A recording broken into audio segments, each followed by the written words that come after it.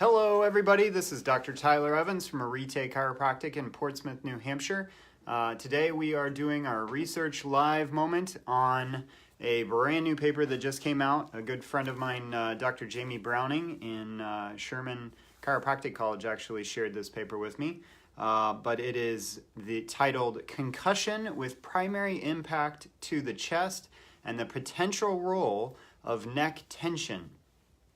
So a lot of words there. Let's break it down. And this paper came out in 2018, so it's very recent, very new information. This paper was designed to look at break down the difference in what's in the peer-reviewed literature. So right now, most of what's in the peer-reviewed literature is you have a concussion. Well, where does it come from? Well, you hit your head. Head trauma, it shakes the brain. So we have this story right here, right? So this is what everybody thinks about when they think about concussion.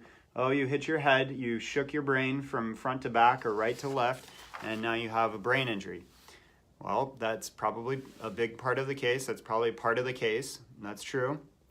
And so we developed the idea, well, the helmet is the thing that's going to save us. So in the NFL, over the years, they've developed the helmet. Now, initially, the helmet was more over here, was more to protect the skull from fractures and bleeds and broken bones in the skull and blunt trauma.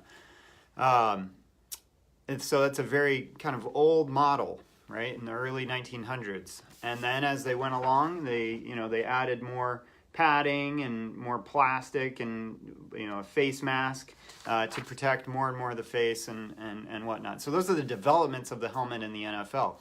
And this study actually kind of focuses on the NFL and the professional sports.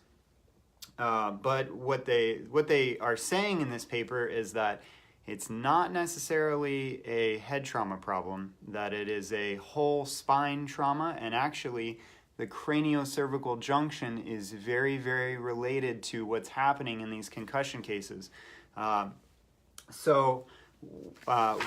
they break down is the research on how hits to other areas of the body, so chest hits or other areas of the body might actually be causing strain in the neck or the craniocervical junction that is causing problems up into the brain and stretching the brainstem and the nervous system down here in the neck.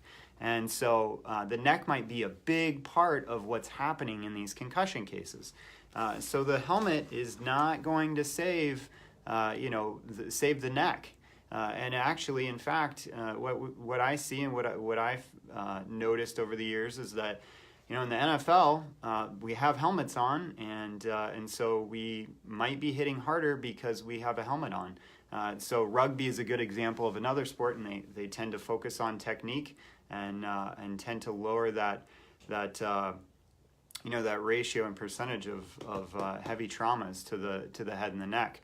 And so, the paper here is really designed to focus on the relationship of the brainstem and the craniocervical junction. So the craniocervical junction, or CCJ, is C1 and C2 right here. And what we see is that in these head neck traumas, head neck injuries, we have basically a big whiplash. And so here is resting here, and then you have the impact, and what we have is basically a deceleration, so a slowing backwards of the neck, and then acceleration of the head forward. So that movement of the head this way. And what that does to the neck is it throws the upper neck out of place and can actually cause tension down here and stretching down in the spinal cord in the brainstem and injuring the tissue in the brainstem. So that's what this paper studies. And what they found is real interesting. So this study used impact testing on the chest of a helmeted and unhelmeted anthropomorphic testing device, or ATD, or a dummy, basically a test dummy. And they also actually reconstructed 2 live footage videos of NFL collisions, which resulted in concussions of the players. And then lastly, they tested a finite element, so basically a computer-generated injury scenario to the cervical spine. And what they found, this is really interesting, is obviously the helmet is going to I myself have actually gone head over handlebars on a bike and cracked a helmet in half, and literally if I didn't have that helmet on, I would probably not be here today. So that helmet saved my life, but it's not going to save your neck, right? And so what this paper found, this is really interesting, is they found that the helmeted ATD, or the dummy, had a 40% increase in neck tension and neck tensile force, and an 8% increase in neck flexion in the injury. So when the injury happened, an 8% more increase in flexion of the cervical spine here, which stretches all the tissue in the neck and the ligaments there. And so this study concluded, or the researchers in this study concluded, that from their research, that strain in the upper cervical spinal cord and brainstem from neck tension is a factor in concussion. And so, hey Dut, what's up, Dut? I played at high school football, and I had many hits to the head and the neck, and I actually noticed that that's something that I see. I had a guy the other day, a hit in a high school football game that resulted in him having injuries to his neck and his back that lasted a long time. And so, we talk about the NFL, and we've got these guys playing with full-on pads and helmets, and they're big guys, so they hit hard.